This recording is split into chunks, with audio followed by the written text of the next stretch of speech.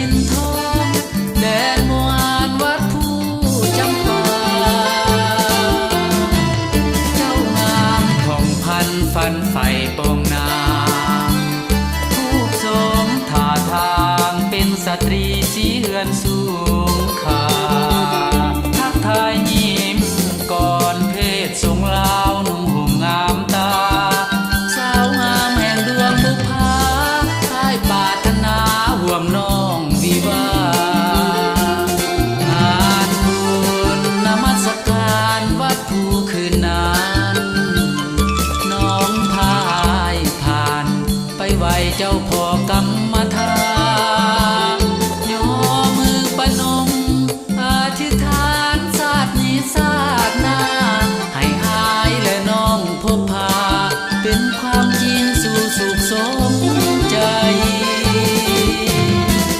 หายจากลาน้องสู่ปากเสจิตใจหันเหย่านน้องไปมีหากใหม่น้องจงยึดมั่นคำสาบานไว้อย่างจริงใจจำประสาทปากเสบอกไกลอ้ายบ่ลืมไหลสาวเมืองจำปา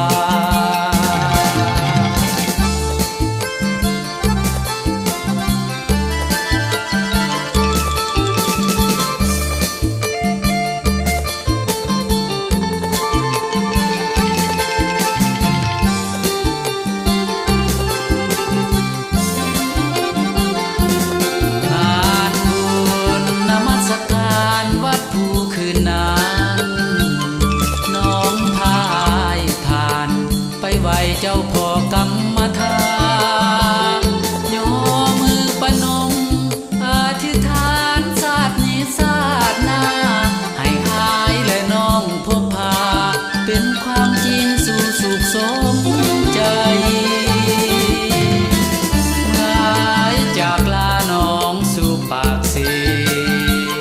จิตใจหันเหย่านน้องไปมีหากใหม่คำสาบานไว้อย่างจริงใจ